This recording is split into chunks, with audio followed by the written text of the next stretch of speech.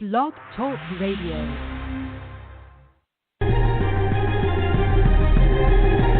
Welcome to Within the Chaos with your host, Rodney Shortridge, and co-host, Robin Dalton.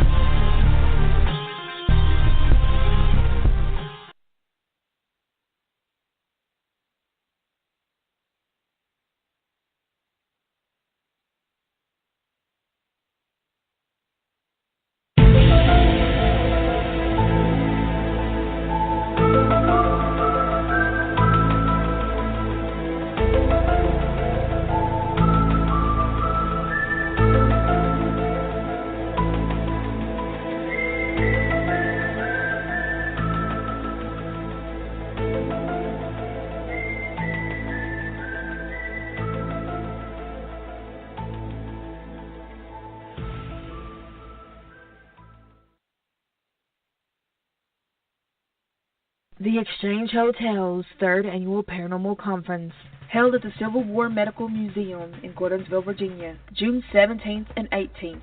Public investigations from 8 p.m. to 1 a.m. on both nights. Starting 10 a.m. Saturday morning, enjoy special guest speakers such as Chris Balazone, Tim Hoover, and Scott Spangler, Pat Bussard O'Keefe, the Connor Sisters, Rodney Shortridge, and more. Special guest appearances by Walking Dead's Santiago Cirillo and Jeremy Ambler.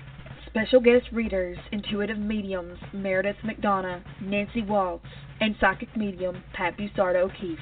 General admission tickets include self-guided tour of museum and the grounds, unlimited access to exhibits, lectures, raffles, and hourly giveaways. Psychic readings and night investigation tickets may be purchased separately. General admission is $10. Children 8 to 12 years old is $3. Children 7 and younger are free. Get your ticket at nightattheexchangehotel.com.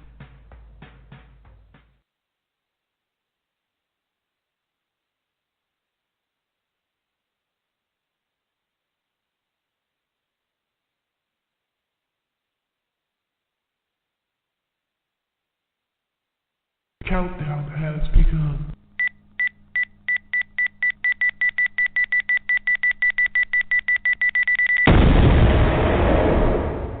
To the second annual Paranormal Restore. It was so successful the first time they knew they had to do it again. Hosted by Bruce Barraclough Jr. and St. Albans Sanatorium. With special guest speakers, Eric Knapp, Pat Bussard O'Keefe, the Connor Sisters, Lyle and Tana Lotz from Twisted, and Chris Belazone, just to mention a few of the special guests.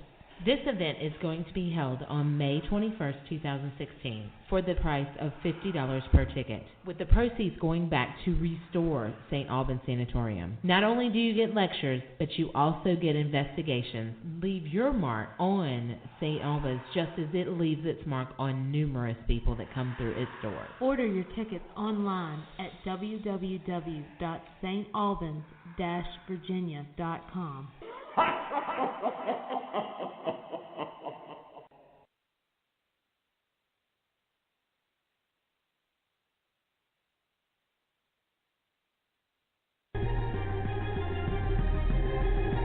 Welcome to Within the Chaos with your host, Rodney Shortridge, and co-host, Robin Dalton.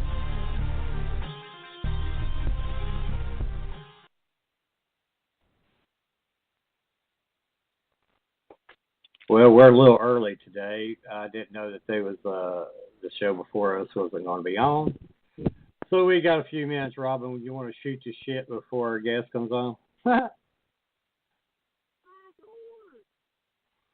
Well, where the hell are you? I can't hear you. Can you hear me now? It's about time. Put your mouth up that phone, girl. I was trying to get my attachment pulled up, and I can't get it pulled up, Mr. Shortridge. I sent it to you. Let me check. No, Oh, you God. can't. I can't get it to download. Yeah, it's there. I know it's there. Okay, well, I I'll don't know what fix to it. do. You just keep on going. Well, since we got about 5 minutes before the show starts, does anybody want to call in? ask us a few questions. 516-387-1922.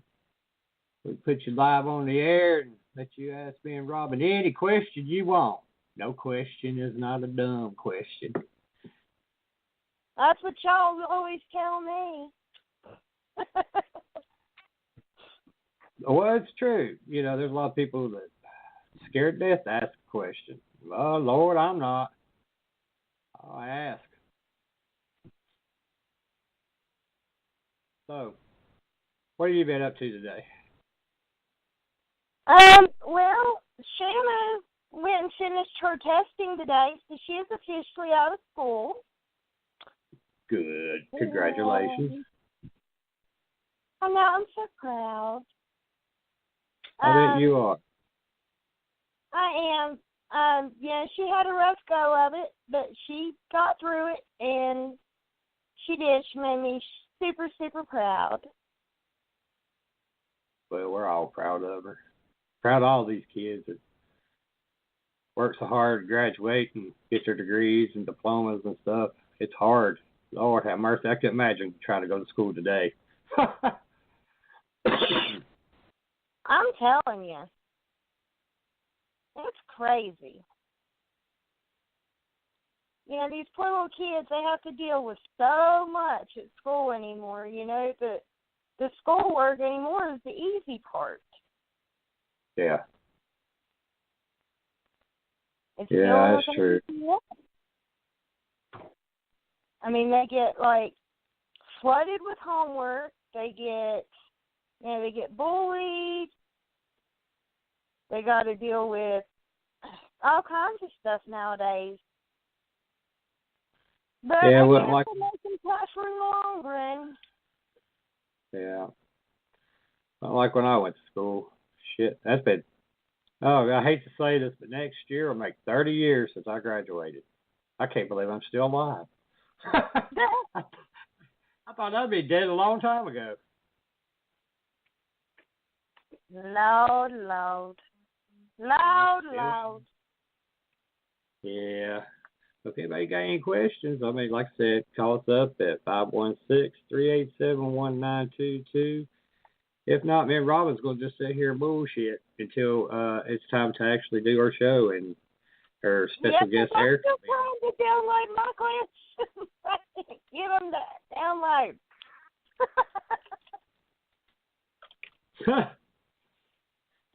You better get that straightened up, girl.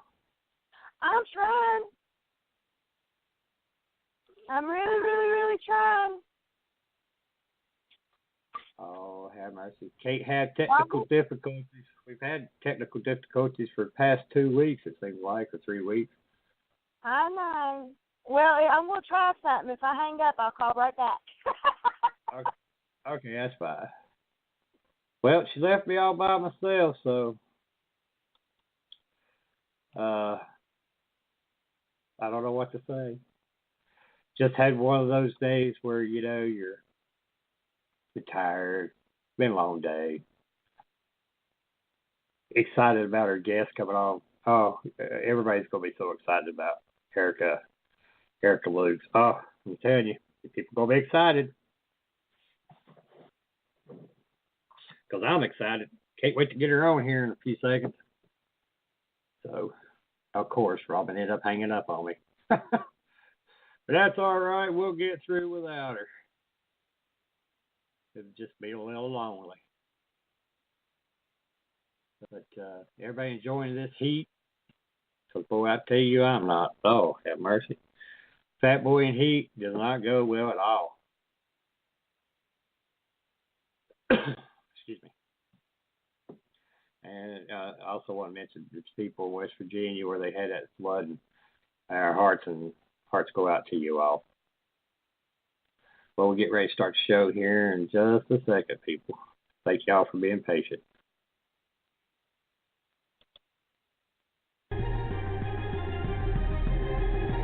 Welcome to Within the Chaos with your host, Rodney Shortridge, and co-host, Robin Dalton.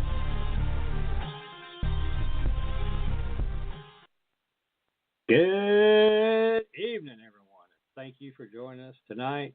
You can listen in by calling in at 516-387-1922, or you can go to the Vibe Radio Network website at blogtalkradio.com/Vibe Radio Network. From deep within the heart of the Appalachian Mountains, I'd like to welcome everyone and thank you all for listening to Within the Chaos. My name is Rodney Shortridge, and I'll be your host tonight, along with my blue-eyed country gal, Robin Dalton. Hey, y'all. Tonight, our special guest is Erica Luke. Erica is the head of the Utah UFO Research Project. First off, earlier I was mentioning about West Virginia. You know, our hearts go out to our neighbors and our thoughts, West Virginia. They were hit by a 1,000-year flood last week.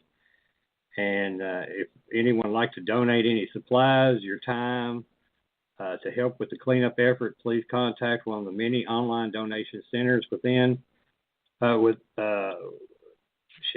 online to all these sites. I mean, there's so many GoFund pages, so many other groups and banks, and just everybody in the area is coming together and pulling together, trying to help all these people who've been devastated by these floods.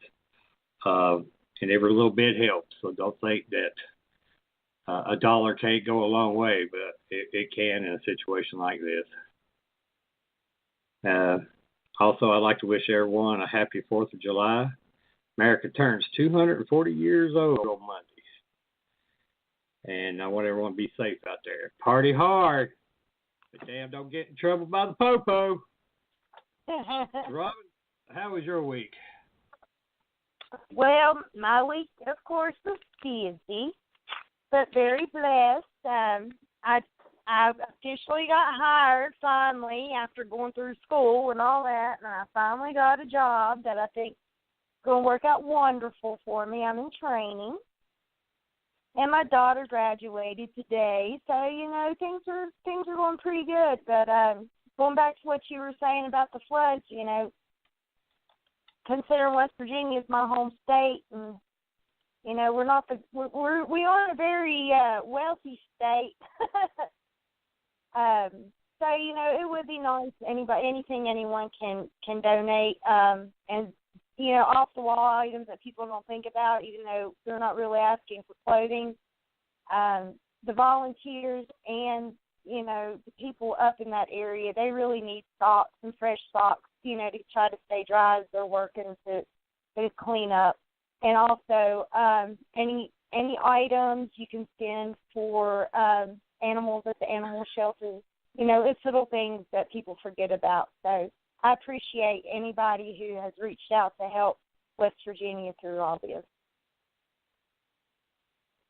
Yeah, it's been a terrible time for everyone up there. I know I've been reading and seeing reports about it, and Jesus Christ! I mean, they even canceled the Greenbrier Classic. It was actually supposed to, I think, go on this weekend. Yeah, it's been really bad, and it's just so sad. You know, so many people lost their lives, and couldn't imagine. I mean. Jeff went up there the other day for work, and he just said it was so sad it almost made him cry. I bet. Well, was you able to get that I sent you again? Nope. I'm still trying to get it to go. Well, I see our guest is having a little trouble, too. She was, or where our Skype has been down off the show for the past couple of weeks. She was trying to Skype, and I asked her to just call in, so I'm waiting for her to call in. So I guess, you know, we'll just bullshit till she calls in. Yeah, and I may have to link it from this end unless I can get to pull up on my desktop. Let me go check. That's a good thing about this new technology. You're not stuck to a bunch of wires. You can walk and get what you need done. You should already have what you need done. Yeah, well, when you got all these people in the house like I do, you know, sometimes you just got to do it the best you can. I hate it. Oh, Lord, what a day, what a day. Oh, I don't know about you people, but you know what? I just ain't got much spunk tonight. I'm excited for a guest when she calls in. But Lord have mercy, have I been tired. Oh, gosh. Well, I think she may have called in. Let me check and see. Let me go ahead. Well, let me introduce her real quick, just in case it is her. It is my honor to welcome our special guest, Erica Luke. And let's see if it's her. Hello, Erica. Hello. Can you hear me? Yes, Yeah. I can hear you. Sweet. We got you all. Oh, and I'm so sorry. I'm telling you, some days Skype is nice to me, and some days it's a little rude. So thanks for your patience. Oh, our Skype has been down on the network for the past 2 weeks, and I have no idea what's going on with it. There's something funky in the universe, don't you think? Oh yeah, everything just seems to be out of whack in the past couple of weeks. I know. I agree. I'm right there with you. I am in business. Okay, now Robin's back. Now she's on with got her straightened out. Well, everybody's straightened out. We're going to have a good time tonight. That's right. Usually when we start out like this, the show ends up wonderful. Isn't that always the way it goes? Yeah. Oh yeah. So, Erica, could you tell everyone a little bit about yourself, or what made you decide to start researching the UFO phenomenon? Let's just go straight to it.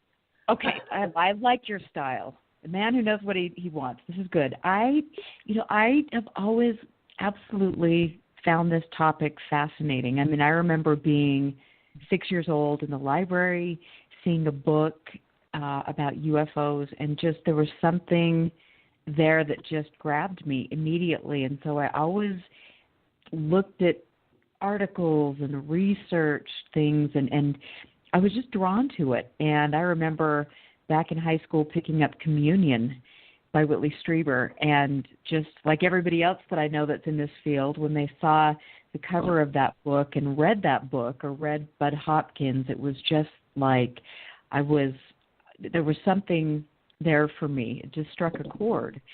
So I had, in my 20s, I had very interesting paranormal experiences around me and around everybody that I knew. It was really fun and unusual. And then about 3 years ago, almost 4, I had interesting sightings over the Salt Lake Valley.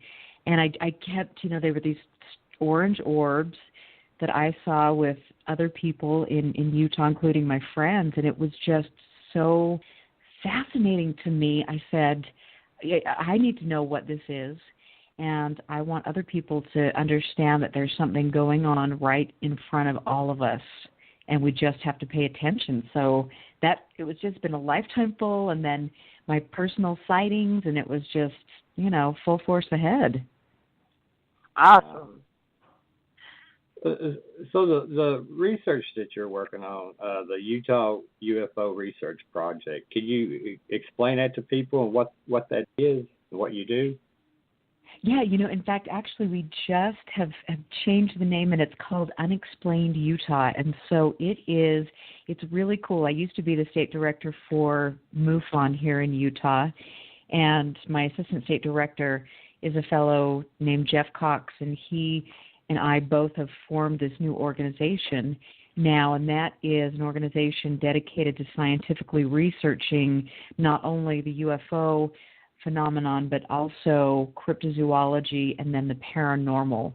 And to me, as I research UFOs, it's apparent that there is kind of an overlapping, and I believe that they all, especially the paranormal and the UFO phenomenon, I believe that they all kind of play into each other, and we really don't know where the lines are drawn between one any other. Well, our group, I have a paranormal group. I know you do. It looks really cool.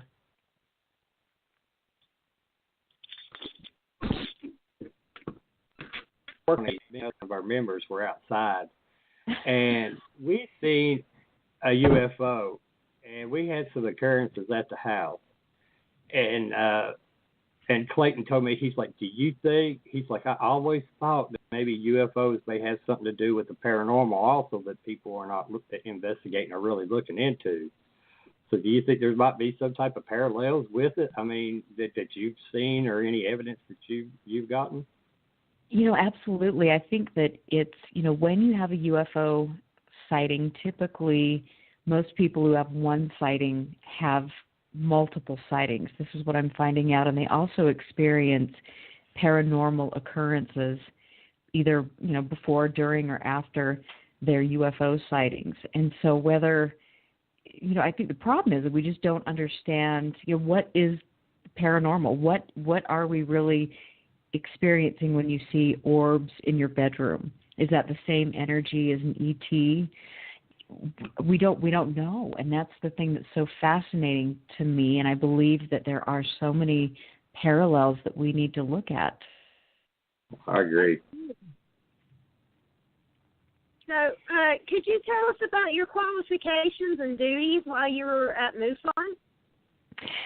I became a MUFON field investigator in Utah, and it was really fun. I love investigating, and after I did some time investigating, I was asked to become state director. And so that was very, very cool because I got to build the chapter up, it was pretty defunct, and I got to do that. And I also worked with MUFON headquarters. So I was associate producer for the communications department. I did some really cool stuff with Hangar One, doing the promotions, and I also did interviews with the speakers at the MUFON Symposium, the International Symposium. It was a very, very cool experience, and I love all my friends in MUFON. Cool.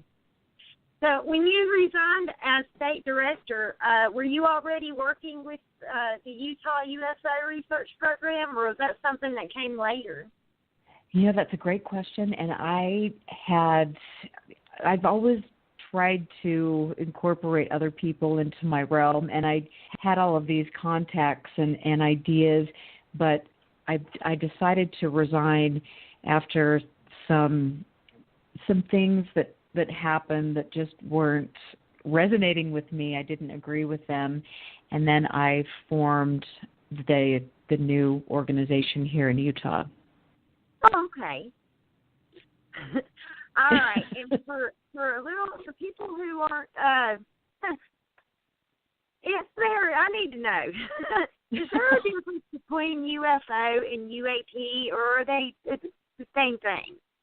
You know what? They're the same thing. I think that unidentified aerial phenomenon is just it's more. I think too, when you're a scientist and you're researching that's something that is a little bit less fringy. I think UFO, even though I use it, everything's a UFO that I am researching, but it has somewhat of a stigma when you use that, and I think that people that are really incredible mainstream scientific researchers are trying to kind of separate themselves from any of the fringe aspects of things. Right. Yeah, okay. I was just making sure I didn't miss anything. No. Like that. I just wanted to make sure that I was informing everybody correct.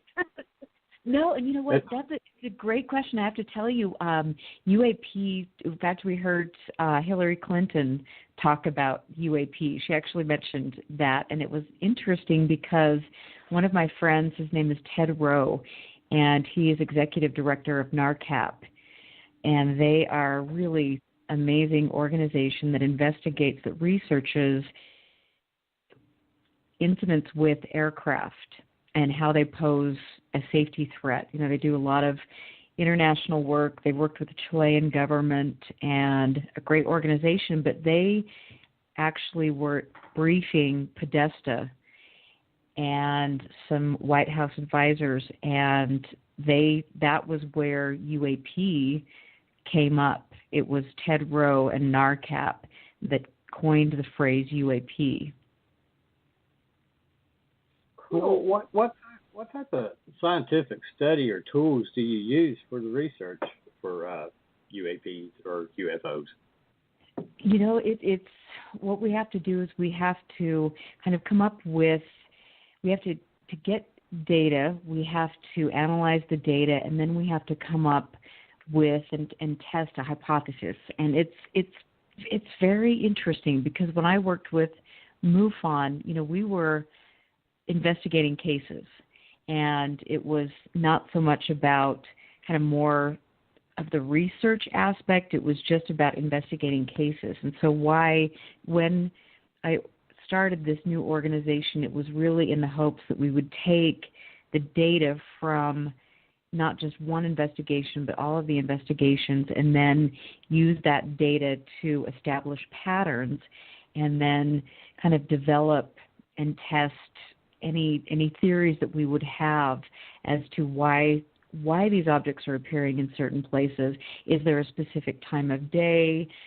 All of these things that we need to figure out. We've got the data to do it. It's just that we have not done it for some reason. Okay. All right, Erica. Inquiring minds want to know. What is up with Project Orange? What's going on with that? Project Orange is really a cool thing for me, and obviously it's something that I'm very passionate about because I've seen them many times. I've had some interesting orange orb experiences, and when I was with MUFON, I would go through all of the reports, and we're talking international reports. I would just scour them, and I realized that there were a lot of, in fact, a majority of the sightings reports that we were getting at MUFON were orange spheres. And I noticed that they were appearing in specific areas, and it was not something that had just started. This was decades long, you know, appearing in the same places. Why? So I felt that I needed to start a research project dedicated to finding out, analyzing the data. So I contacted Terry Ray, who wrote the Worldwide Invasion of the Mysterious Orange Orbs, and then I contacted Bob Spearing, he has World UFO Watch. It's a great website, and he's a brilliant field investigator from MUFON, and we formed Project Orange and did some studies with that, and I'm very proud to say that Robert will be actually teaching a course at the MUFON Symposium on orange orbs and how to teach investigators to look for certain behaviors to rule out whether it's a man-made object or whether it truly is something anomalous. So we did some great work, and I'm continuing that with my new project. Wow, that sounds very interesting. I'd love to see some of that.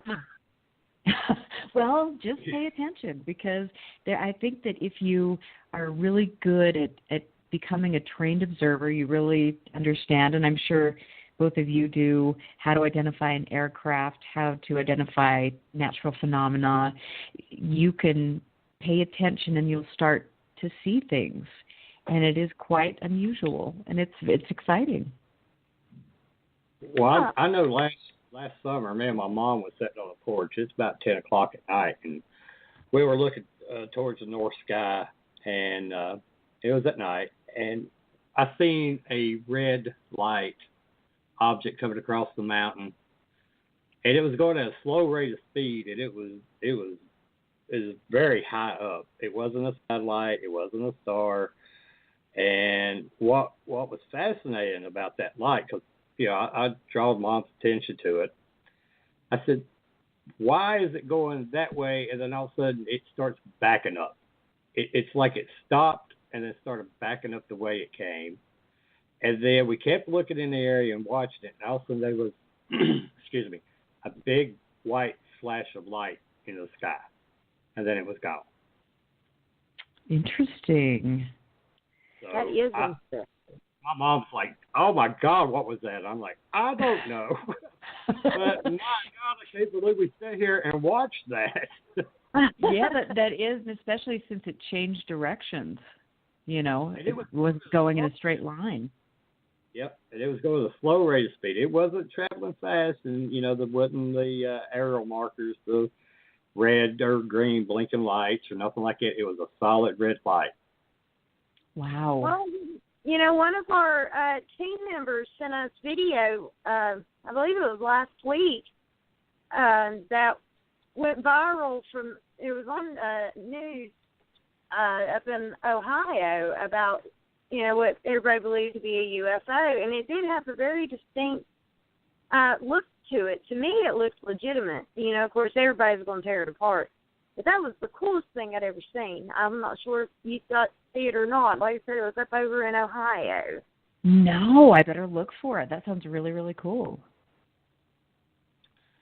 And I just have to say, sorry to interrupt you, but you mentioned that people are going to tear it apart, and that is kind of really interesting when we have, I believe that there are some really great videos out there, and it is kind of funny to watch people tear them apart.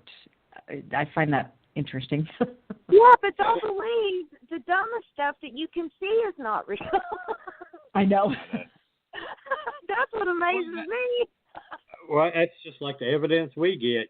We post it up and show even our clients and the public. I leave it to them. This is what we got. I can't explain it, but this is it. And then you have people just ripping it apart, and I'm like, that's fine. Go ahead, rip it apart. But there's still no really good explanation that you're given. Right, and that's the key. I mean, I have videotaped really interesting things, and I did that before I started. I started getting involved with MUFON, and as I progressed and learned to become an investigator, I realized the importance of not only videotaping or photographing things, but really collecting other data. I would always recommend to people who have sightings, have a journal and mark down everything, every little detail, the weather, wind direction, time of day. Obviously, there's so many things, and then you can utilize so many great apps now. So you can check stuff out that is, if it's a plane, what planet it is. It's very cool. So you can do your own investigative work and then really rule out some of these things. So when you take stuff to the public and you present it, these skeptics or whatever they are, debunkers, will have a harder time kind of ripping it down, which I'm sure you all do that. Yeah, we do the same thing. You always get them people, but well, that's all I can say. Them people. Well, what I like about skeptics, at least keeps us on our toes. Without we just lay it out there and people just believe it. I don't want people to just believe it. I do want people to be skeptical, and I want them to question every aspect till we, try to figure it out if we can. Right. Well, that's true. Absolutely, and I think that it's, it's great to be, I don't know if skeptical is the right word, but it's great to be maybe guarded, to put things through the logical paces. I think, unfortunately, what I've seen in the UFO realm, and I'm sure you guys see it in the paranormal realm, is there are just a handful of people that are skeptics or debunkers, and they kind of take after everybody. Even if you had the mothership on your lawn with, an alien coming out, they wouldn't believe it, and they would work really hard to discredit you. And I think it's unfortunate that kind of people like that have taken things over. Yeah, I agree. Well, can you talk about Skinwalker Ranch, and have you had any personal experiences there? I'm really glad I haven't had any personal experience. I've been, I have, that place honestly is quite intriguing. It's the most. It's very. To me, it's very frightening. And I know that I need to kind of get over that, but I don't think I've ever encountered a place that I have more researchers that I respect say to me, you need to dot your I's, cross your T's, have a big team with a lot of experience in this, and you have to be really grounded and prepared for what you're going to get. And so that's been a kind of a big wake-up call to me. I think we, unfortunately, because it sounds so alluring, there's so many people that are intrigued with it. They want to go up there and stand by the gates, and they want to spend the night or do all of these things, but they don't really understand the gravity of what's happening there. And it truly is a place where you see every type of phenomena, and it's not necessarily a happy experience. It's very frightening for a lot of people. Wow. So what do you think it is about that area that makes it so active? I don't know what it is about that area, but it is the whole area. I mean, the Uinta Basin is full of UFO reports that we've received. I always have a case file on Skinwalker Ranch, which is quite large. Not only Skinwalker, but the Uinta Basin, because I have sightings reports that I have collected from 20, 30, 40 years back. So that whole area is just some sort of for things, and I don't know, but I would love to have the funding to really get good equipment, and then to go out there and conduct some field studies. And to do that would take months at a time, unfortunately. Right. But that would be awesome to have the opportunity to do that with as active as it is. I know. It would be really, really cool. I have a friend of mine who's a third-generation cattle rancher up in that area, and the cattle mutilations are still going on, and the UFO reports are still coming in, and it's a way of life for the people in that area. So what are your thoughts on the animal mutilations that have been documented there? You think they could be alien related, or do you think it's some other type of phenomena? Oh, that's a great question, and I've had lots of different input from people that are really, Ken Storch, who does a lot on cattle mutilations, Chuck Wachowski, and I think that you get a lot of kind of differing opinions. Some people even, oh my gosh, I'm having a total brain drain here, but UFO hunters Bill Burns, he doesn't feel necessarily that it's ET related. I don't know if we understand, but it is certainly very, very curious when animals have been cored out and they were alive, within an hour, and they've got laser marks on their body, and everything is gone. They're drained of blood. There's no blood, and the whole area around them in some cases it looks like the cow has been dropped out of the sky, and there's an indentation in the ground, and there are no tracks, no predation. Wow. I'm just all of that. I mean, because I'm like you. I mean, there's got to be some explanation for it, but it's, unless somebody was to catch it, eye to eye on camera or something, everybody's going to sit and wonder what caused this. I know, and that's the thing. I mean, I wish we had funding, and I think that's the key here is getting people to take this seriously and getting funding so we can get equipment and get highly trained and skilled people out there to monitor the situation, to collect data, and to try to figure this out. But all of us are, we're doing this out of our own pocket, and it's an incredibly expensive thing to do, as you know. And and we take time away from our loved ones and our lives And it would be really, really great if we had organizations and people that could support us financially, could give us funding to do this. Oh, we understand about the funding. Oh, Lord. Yeah, we called. You're preaching to the choir. Oh, Lord. Well, I want to change it up just a little bit. Let's go with what is your opinion on alien abductions? I think they're very real. I think that they've been happening. I mean, gosh, we've got centuries-old reportings of this. I don't think it's a highly complex phenomena, and I think that it truly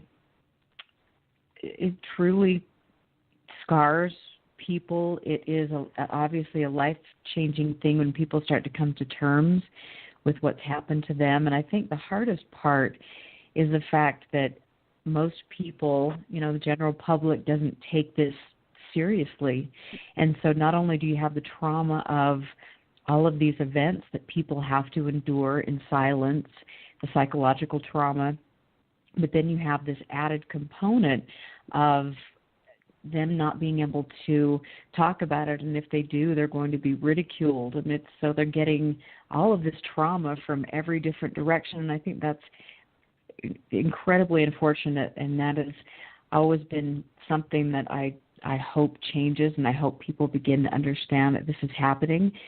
Again, it's very difficult to collect evidence with regard to this, and so that makes it more difficult for people to grasp, but I believe that it is happening, and we will learn more and more about it thanks to people like Kathleen Marden and Denise Stoner, who do such great work. So it's a trip, and it's very, like I said, it breaks my heart for the people that have to go through this and not have support systems. Yeah, I can understand that. So, what's your opinion on Project Blue Book? Well, I think where to go with Blue Book. It was interesting, wasn't it? I think that it's kind of oh my gosh, it taught us so much. And for me, with the Project Blue Book files actually was, this was a couple years ago when I first became state director. I got a hold of, thanks to John Greenwald, some of the Utah Blue Book cases. And it was quite interesting. We had about 7 here in Utah that were actually unexplainable, which was quite a miracle for Blue Book cases. Yeah. So I don't know. What is your opinion on Blue Book? I think it's bullshit. Sorry. I'm just going to put it Could you just go back and tell me how you really feel? How you really feel, Rod. Well, I mean, I hope I'm not offending you. This is, internet radio, so I can say what I want to say. And you can? Oh, my gosh, yeah. I didn't know that. Tomorrow night on my show, I'm going to be letting it out then. Yeah, well, if I offend you now, because Lord, I'm like a sailor, but I've been good, but I think it's bullshit. I think it's just something to shut everybody up and make the government look like, people. I told you, there's no such thing. You're all crazy. That's my opinion. And I think everybody feels the same way about that, and it was, luckily that was a long time ago, and I think that things are changing, and I think that you do have organizations like NASA they're coming out and saying, yes, in the next few years we are going to find life. And we have government officials, Podesta, Clinton, who are talking about the UFO, UAP things, and I think that things are changing. So if there were to be an official investigation now, I think things would be much different. I agree with that, because I think the public's more open now than what they were at the end. Absolutely. So I think that'll make a big difference. What are some of the best reported cases of UFO activity in America that you know and that you'd like to talk about? Well, let me just tell you, because I might have a case that I worked on. All right, here we go. I know, woohoo! We have had some interesting cases here in Utah, and I think that I'm really happy that I get to investigate some of them. Back in January, there was a pilot sighting, and I learned about it from a friend of mine who's now involved with Unexplained Utah. His name is Pat Daniels, and he is a radio host on Fringe Radio. He's amazing. But he was listening to his ham radio, just kind of scanning the frequencies like he's done for 20 years. It was late at night. It was after midnight. And he overheard a transmission between an American Airlines pilot and the Salt Lake Air Route Traffic Control. And that conversation was curious to him. First of all, they didn't identify the aircraft, which is not standard protocol, not necessarily a good thing. And then the pilot was asking if they knew what this large orange object was, and the pilot, according to Daniels, said that it was keeping pace with his plane. And then in another conversation, the pilot asked what the lights were off to his 2 o'clock position, and the air traffic controller said it was Nephi, Utah. And I mean, it was just a very curious exchange. And obviously you could hear in the pilot's voice a sense of alarm, according to Pat. So he called me the next day after he heard this, and I know Pat. He's a very quality individual who I trust implicitly. And he said, I've scanned frequencies. In 20 years, I have never heard something like this. And so I knew that this is something that I needed to really dig into. And so I assembled a team, my Assistant State Director, Jeff Cox, and then William Puckett, who has UFOs Northwest, who has worked with me on another case here in Utah. And we went through, ATS has some recordings that you can get to on their website, and you can hear specific frequencies. And we found the frequency that Pat was listening to, and then we found a portion of the conversation, and with that conversation, it validated what Pat had said. And so we identified the aircraft and found out it was American Airlines Flight 434 that was en route from San Francisco to Philadelphia. And then we submitted a FOIA request to the FAA, the Freedom of Information Act request. We asked for radar data, for audio data, and the flight control logs, the tower logs. And 6 weeks later, and this was a miracle. I mean, this must have been the seventh sign of the apocalypse right here. Let me tell you. But we actually received a majority of that request, which is very lucky, very unusual. It was fantastic. And so we got the radar data back, and William began feverishly analyzing the data, putting together everything. We figured out where the different towers were, where the radar signals were coming from, and William ruled out any anomalous propagation. So we knew that it was, we weren't seeing birds, we weren't seeing balloons. There were 200 radar returns in this area, and the area was about a 9-mile area that went over the interstate in just right outside of Nephi, Utah. So it was very profound, and it matched with the audio that we received, where the pilot was asking what this large square was that was keeping pace with his plane. And so to have this kind of evidence, to have the radar data, which is I don't know if we've actually ever seen radar data like this. I mean, I'm telling you right now, this case is hands down probably one of the best radar cases that we have seen in a long, long time in the world. Wow. I just have to say that I'm so proud of my team. Oh yeah! Wow! Holy shit! I just found it was weird. I mean, you never know anymore, and to see something and not know what it is, and yeah, and being that far in the air and kind of feeling helpless, yeah, I'd be a little concerned.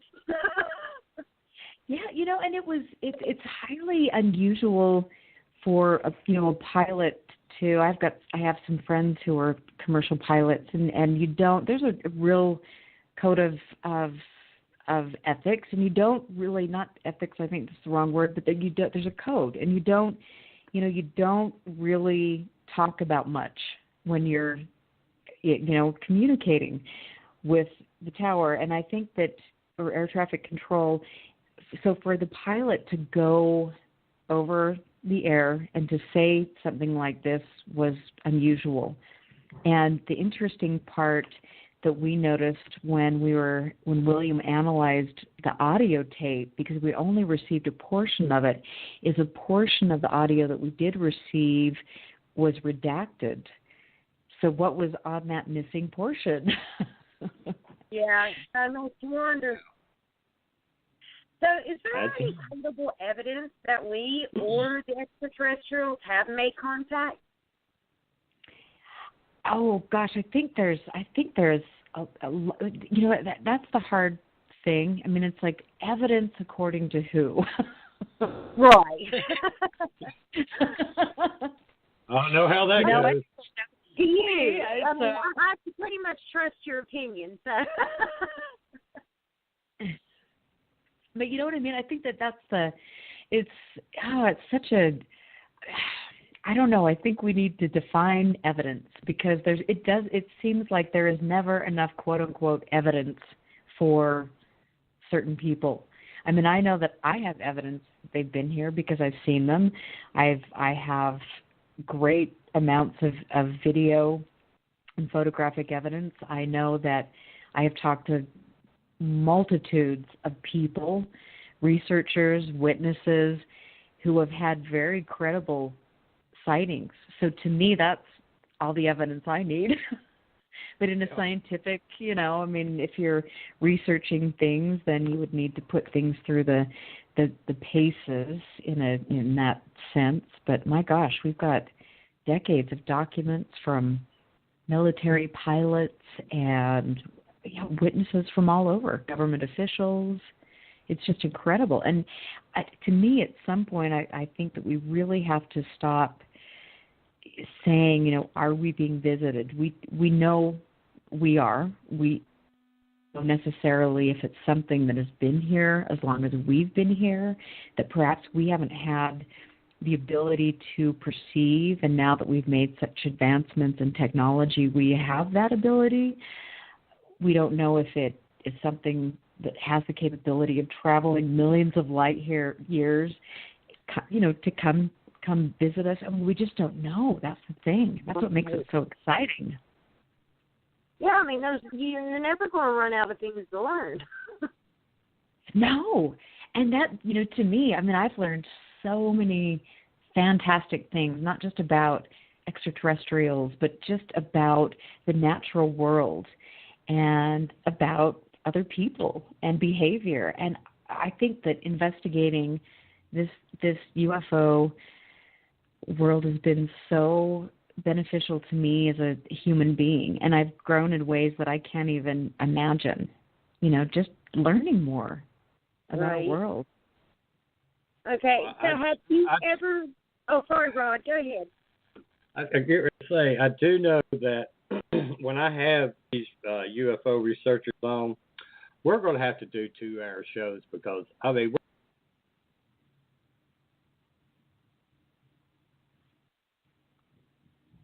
Rod? You what? Oh, my gosh, I'm sorry. I just missed that whole last part. I know, Rod.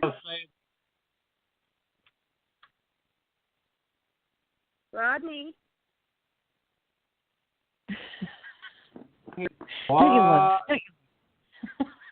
Now we can hear you. Technical difficulties, Rodney. Can you hear me now? Yeah, we can. Okay, I don't know what was happening. I had the mic on, but We need 2 hours when we have them on. Yeah, when we have UFO researchers on, we got to have 2 hours because I got 2 more pages of questions to ask this lady. And I know, hey, because we want to know everything. Ain't no way hell we gonna get all these done because I'm just so fascinated with the UFO phenomena. I really am. I've seen stuff growing up. I've seen stuff as a grown man, and along with the paranormal that I do. Oh my gosh! And plus with Chris. Rodney.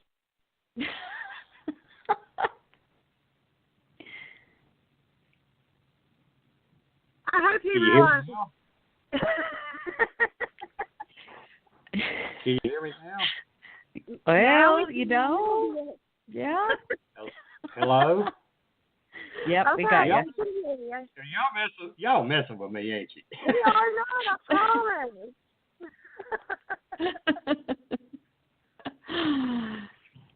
Well, I'll tell you what, Rod. Scroll through and you ask her the questions that you really, really need an answer to. Okay, that's what I was getting ready to do. Okay, let me get my shit together. Shake it off. Okay. See what I have to live with? Well, most of the time. Hey. You're taking up time, Walt. Okay. Is there any strong evidence of UFO sightings as far as cave art or even any ancient manuscripts? If so, can you explain where and what it is? Oh boy, as far as the ancient manuscripts, and you kind of cut off a little bit, but I don't. That's not really. Oh, I think that there's a lot of provocative evidence, and here in Utah we have Sago Canyon that is it's beautiful. There's lots of Native American pictographs there, that date back, oh gosh, I mean they're a couple thousand years old, and they really portray, some people believe, alien beings. And so I believe that throughout history we've seen through art, there are lots of Renaissance paintings that you could see unidentified objects in. I think that you could interpret parts of the Bible as talking about, the extraterrestrial, the Ezekiel saw the wheel. I mean, I think that you could go back historically and make connections. And whether they're accurate, I don't know, but I think they're incredibly intriguing. So I think that's something that we need to really look at. And I think people like, Jacques Vallée, who is one of my heroes, I think that he is remarkable. He's gone back, he's got a new book out, and he's gone back and looked historically at some of these old cases where people are describing unidentified objects. And so it's cool. And I can't wait. I just ordered a signed copy of his book. I'm hoping, well, actually it will be coming. I'm hoping really, really quick, but it's one of 500 that's signed by Jacques Vallée. I'm so excited. So when I get more information and read through that, I know I can't even tell you. This is my dream. I will put it in a glass case, and people, I don't even know if they'll be allowed to look at it, But it'll be so cool. So when I read it and I've got some more information for you to share, I would love to come back and do that, because there is a lot of stuff like that we need to understand. Okay. What are your thoughts on ancient aliens that may have helped in the evolution of humans? Oh, boy. Again, that's something that that's not my area of expertise, and I believe that has probably happened, but I don't know enough about it to really make kind of an informed statement about that. But it's very intriguing. I think that for me, I'm very interested in researching orbs and the abduction phenomena. And so that's, you could go so many different places. So those are my two little babies. Well, I'll tell you what, since we're running out of time, I'm going to let Robin take the next few questions to talk about your other talents. And also, we got to have you back on. We've got to do a 2-hour show. Yeah, I didn't even get half the stuff I was wondering about. I know. I'm sorry. I mean, it's anytime, like I said, anytime I probably got cut out. Anytime we have UFO researchers, we've got to dedicate a 2-hour show to them. Oh, it would be so much fun to come back and tell you more about skinwalkers and all of that, and I could read you some sightings or some reports from, 40 years ago in the Uinta Basin. That would be really fun. I'd love to do that. Oh, that'd be great. Yes, and I want to let our listeners know before we have to go that Erica also is a very talented artist, including a singer. And she was also in the 2002 Winter Olympics. This is stuff I wanted to talk about. And you're so nice. Well, Robin, you got 8 minutes. You could ask her and let her talk about that. Oh, my God, that's awesome. Gosh, how did you get into singing? You know what? I started singing when I was 16, and I absolutely, it was my passion, and I began studying voice at the University of Utah at the age of 16, and so I studied classical voice, and I did that for 25 years. I took lessons, but I knew that I didn't want to sing opera, even though I could have gone that direction, and I always loved I loved rock, and I loved jazz and blues, and so I began performing in bands at the age of 18 and performed in several bands in Utah, and 2 of those bands performed at the 2002 Winter Olympics, which was an absolute thrill, and we've recorded different albums and things, and it's really, I loved it. I had great experiences, and I miss it, and I still write my own music and record it, but I don't perform because I'm so busy with my night vision camera. Yeah, and plus that, and being a Pilates instructor and owning and operating your Pilates place, and I mean, oh my goodness, do you sleep, woman? Not so much. No, not really. Well, I just got a message from one of our girls on our team, Brianna, and she wanted me to tell you that she thinks you are awesome, and she really enjoyed getting to listen to you. So, tell her. Brianna, I gave her the message. Oh, that's awesome. Thank you so much. I appreciate that. I love doing what I do, and I love connecting with people, and I love hearing everyone's stories, and I think that we have we could do so many amazing things. I'm excited. We I don't know how, because when we were talking about funds earlier, I would love for you to teach us how to actually do a UFO investigation. Ooh. I could do that. Would it be something you'd be interested in?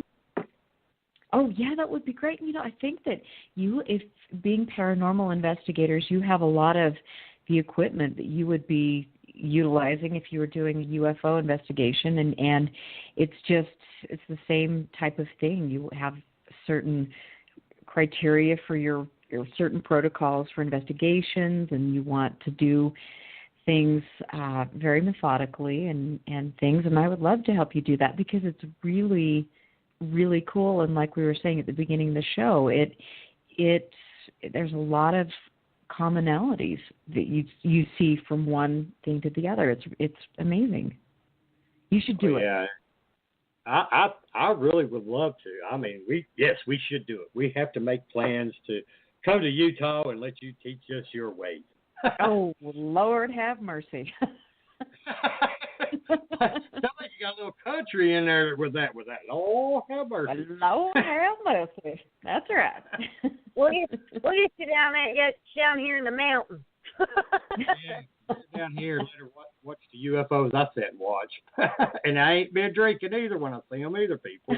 Well, you know what? There's so much to pay attention to.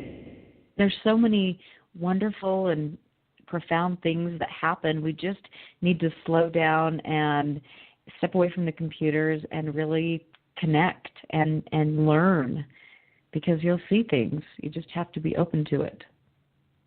That's true. Can you tell us, since we're down to like 4 minutes, can you tell us anything special you got coming up, any projects or anything you're working on here in the future?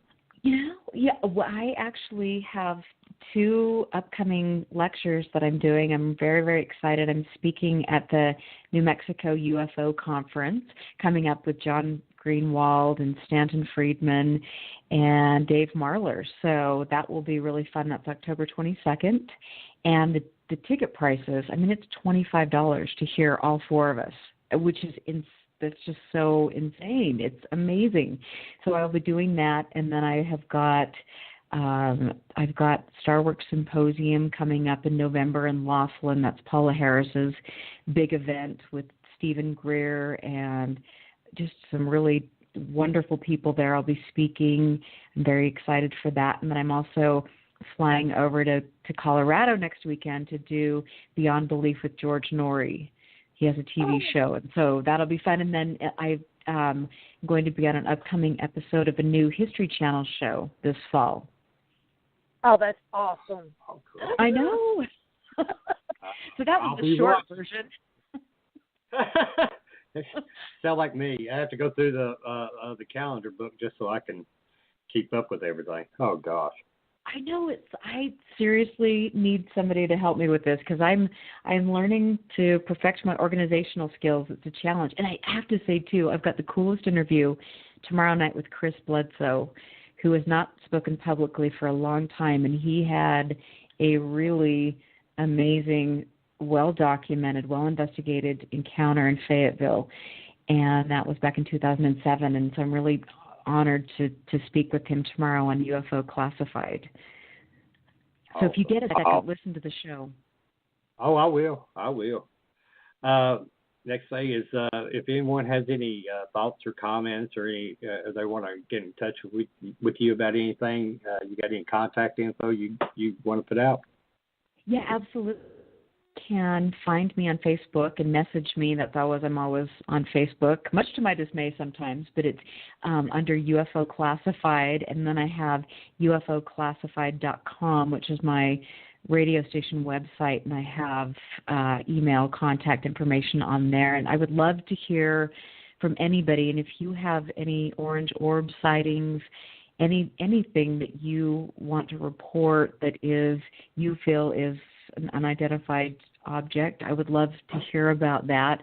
It's important to really share information and to become empowered to do so and not to be discouraged about this. This is something that's very real and it's happening, and I hope I can do my part in making people more comfortable. Well, we do appreciate it, and like I said, we'll try to make arrangements, or we will make arrangements to come out there. You can teach us, and then we will definitely have you back on the show as many hours as we can get. Well, that's awesome. You guys are so much fun, and I really am excited that I was here tonight. That's great. Thank you very much.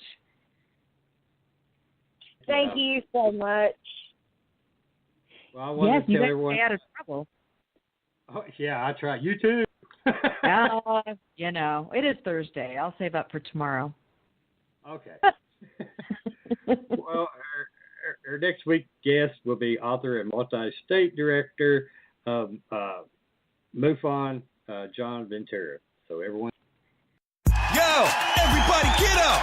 Everybody get up! Everybody needs to understand that I'm more than simply a hype man for this rap group. Just like Geico is more than just a company that can save you money. Geico also has fast and friendly claim service, so they can help you when you need it most. And while I do love being a hype man, I also love reading for children's audiobooks. Like Little Bo Peep, she lost a sheep, and she don't know where to find them. Yo! Geico. Expect great savings and a whole lot more.